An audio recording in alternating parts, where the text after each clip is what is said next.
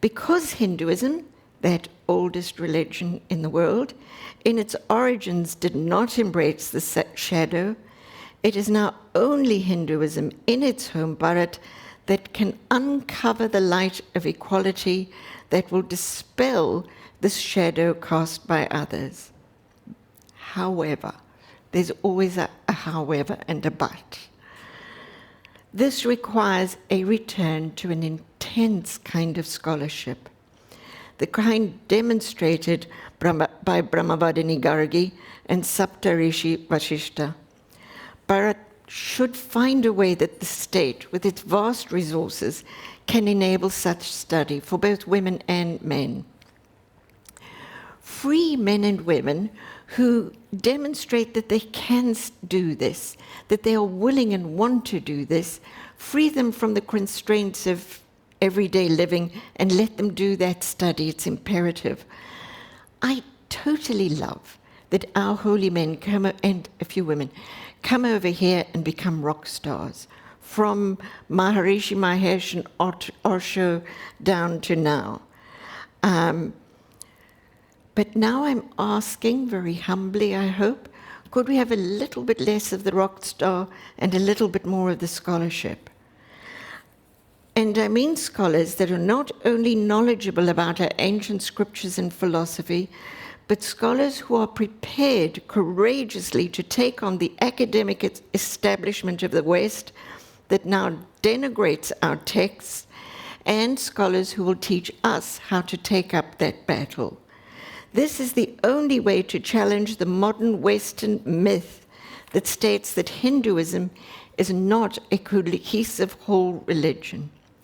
Scholars who can demonstrate that we have overlapping systems of philosophy that have been discussed and debated by sages over the centuries, but this debate has never torn us apart in the way, for example, that the Orthodox Church and the Catholic churches were ripped apart by differences in the 4th century.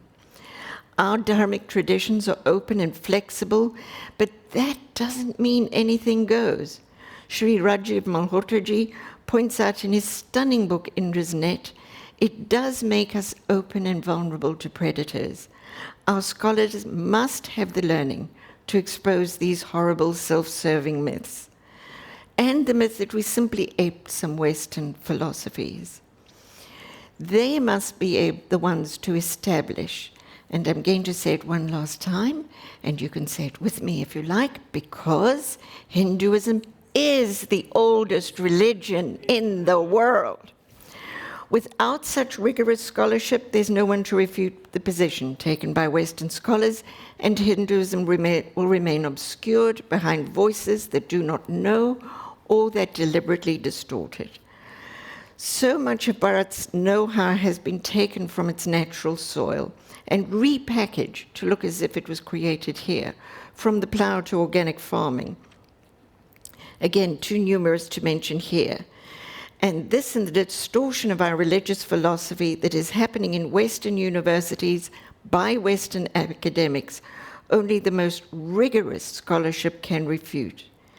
These distortions will not be refuted by the genie that we have in our minds at the moment, economic growth. The West will simply continue to sell you goods, even while they denigrate your philosophy. We need Bharat to not be the grateful outsider and not submit to the criteria of the Abrahamic faiths, be it on women or placing economic growth above human well-being. It must create its own legitimacy using the criteria of our own faith. We look to Bharat, we plead with Bharat to take up its destiny. Just as Prince Bharat rejected the throne that legitimately belonged to Rama, we ask that it rejects the throne that the West offers and enthrones our scriptures, becoming the Guru, the spiritual leader of our world at this crossroad. I would like to end with the words of my own Guru, Swami Ambikanada.